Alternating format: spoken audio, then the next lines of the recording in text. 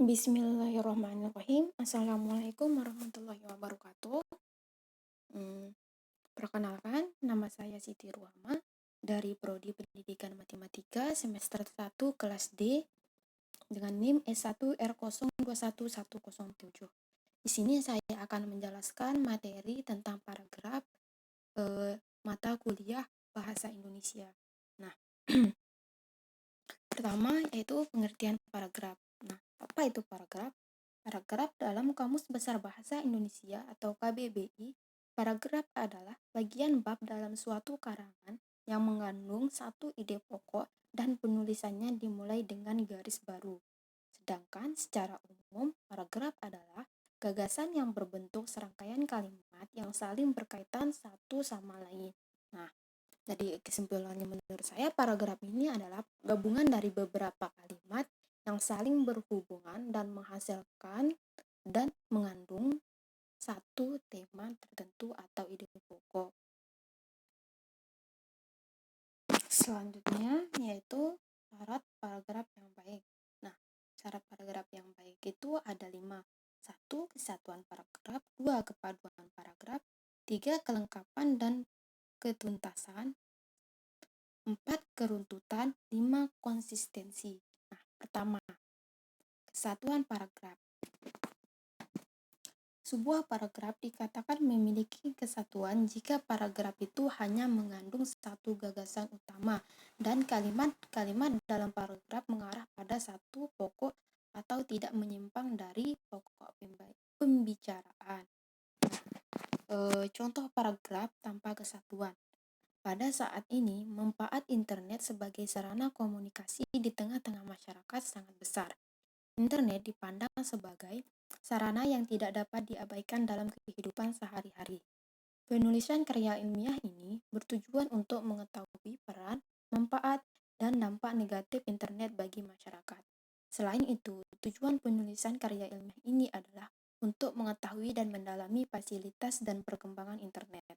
Nah, contoh paragraf ini, kenapa disebut sebagai paragraf tanpa kesatuan? Karena kalimat-kalimat selanjutnya itu tidak mengarah ke pokok atau ide pokok yang di atas.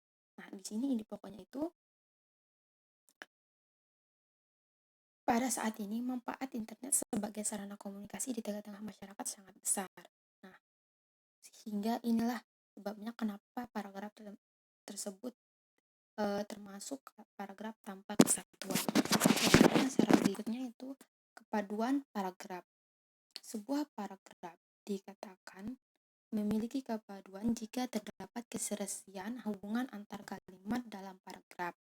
Nah, kepaduan paragraf ini yaitu kekompakan hubungan antara kalimat yang satu dengan kalimat yang lain pada paragraf, dan kalimat satu ke kalimat berikutnya itu harus logis dan mendukung kalimat sebelumnya. Kalimat-kalimat itu terjalin secara erat dan saling mendukung, sehingga paragraf mudah dipahami dan enak dibaca oleh pembaca. Nah, kepaduan paragraf ini berisi kata transisi, referensi, substitusi, elipsis, sinonim, antonim, hiponim, kemoroniman, repetisi. Nah, selanjutnya syarat paragraf yang baik yaitu kelengkapan dan ketuntasan.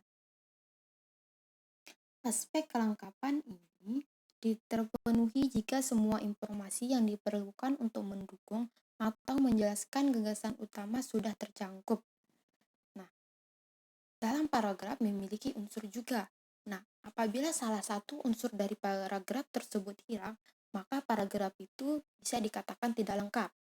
Nah, unsur-unsur paragraf itu seperti gagasan utama atau ide pokok paragraf tersebut, terus kalimat penjelas atau kalimat kalimat pendukung, kalimat utama, serta konjungsi atau kata hubung.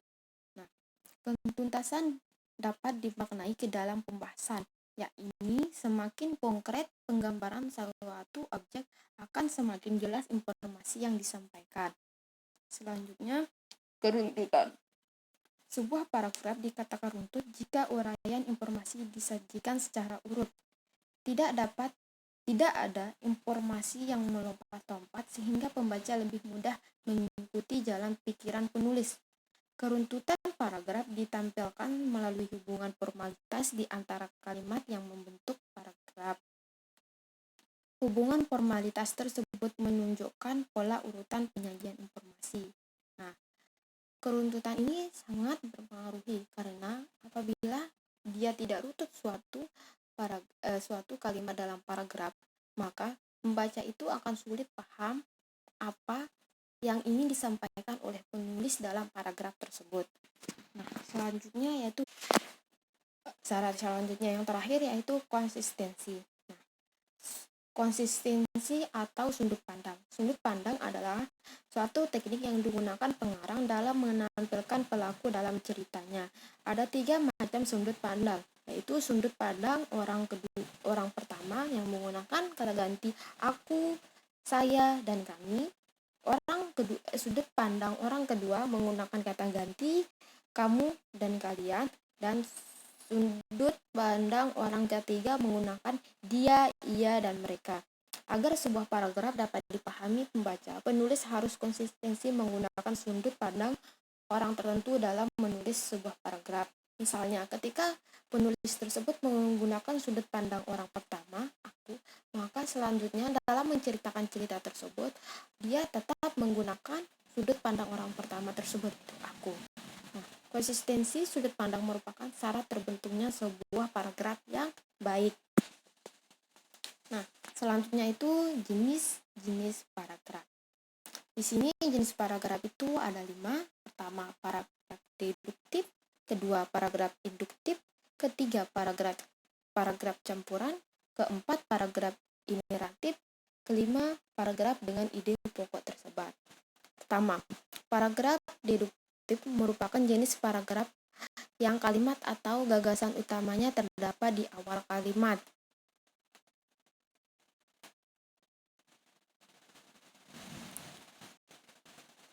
Contoh paragraf deduktif yaitu tenaga kerja yang diperlukan dalam persaingan bebas adalah tenaga kerja yang mempunyai etos kerja tinggi, yaitu tenaga yang pandai, terampil, dan berkepribadian.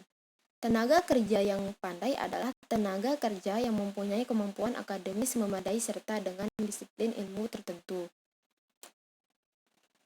Terampilnya artinya mampu menerapkan kemampuan akademis yang dimiliki serta kemampuan pendukung yang sesuai untuk diterapkan agar diperoleh hasil maksimal.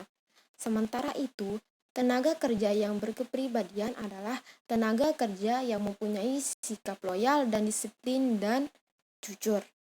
Nah, ini termasuk contoh paragraf deduktif. Selanjutnya yaitu paragraf induktif. Paragraf induktif yaitu adalah paragraf yang memiliki ide pokok yang terletak pada akhir paragraf. Biasanya paragraf induktif diawali dengan penyebutan peristiwa khusus terlebih dahulu dan kemudian kesimpulannya terletak pada akhir kalimat. Contohnya, salju yang turun dari langit memberikan hiasan yang indah untuk bumi. Beberapa kota disulap dengan nuansa putih, menghasilkan pemandangan cantik dan memikat bagi penikmat keindahan. Hawa dinginnya semakin hari menggigit kawasan-kawasan yang beriklim subtropis dan sedang ini. Inilah musim dingin yang terjadi di negeri matahari terbit. Selanjutnya yaitu paragraf campuran. Paragraf campuran adalah paragraf yang memiliki ide pokok di awal dan di akhir paragraf. Meski memiliki 2 kalimat topik, tapi bukan berarti ide pokoknya ada 2. Ada 2 kalimat topik ini hanya merupakan bentuk pengulangan gagasan utama untuk mempertegas informasi. Nah, contoh paragraf campuran. Hasil penelitian mengungkapkan bahwa tingginya kolesterol merupakan faktor risiko yang paling besar yang menyebabkan seseorang terserang penyakit jantung koroner. Hampir 80% penderita jantung koroner di Eropa disebabkan kadar kolesterol dalam tubuh yang tinggi.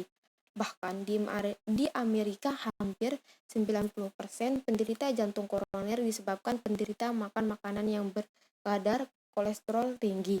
Begitu juga di Asia, sebagian besar penderita jantung koroner disebabkan oleh pola makan yang banyak mengandung kolesterol. Dengan demikian, kolesterol merupakan penyebab utama penyakit jantung koroner. Nah, selanjutnya yang keempat, paragraf ineratif. Nah, jenis paragraf ineratif ini adalah paragraf yang memiliki ide pokok di tengah-tengah paragraf.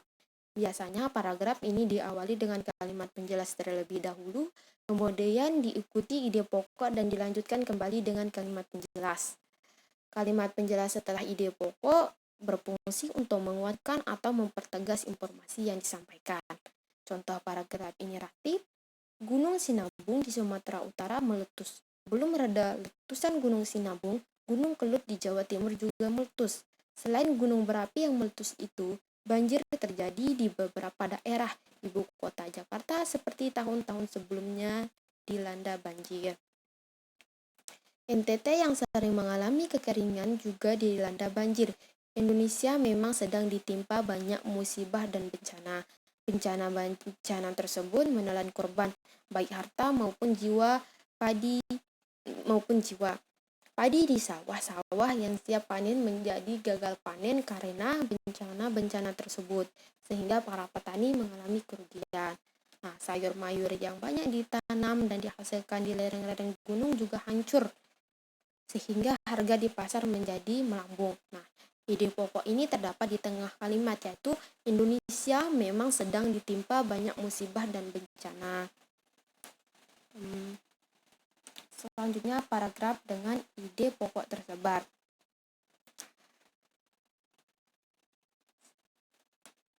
Paragraf dengan ide pokok tersebar adalah yaitu paragraf yang memiliki ide pokok menyebar dan tidak memiliki kalimat utama. Hal ini dikarenakan pikiran utamanya terletak pada sebuah paragraf atau tersirat pada kalimat-kalimatnya. Contohnya, matahari belum tinggi benar, embun masih tampak berkilauan, warna bunga menjadi sangat indah diterpa sinar matahari. Tampak kupu-kupu dengan berbagai warna terbang dari bunga yang satu ke bunga yang lain. Angin pun semilir terasa menyejukkan hati. Nah, inilah contoh dari paragraf dengan ide pokok tersebar. Sekian dari penjelasan saya tentang materi paragraf. Mohon maaf jika ada kesalahan atau kekurangan. Sekian, terima kasih. Assalamualaikum warahmatullahi wabarakatuh.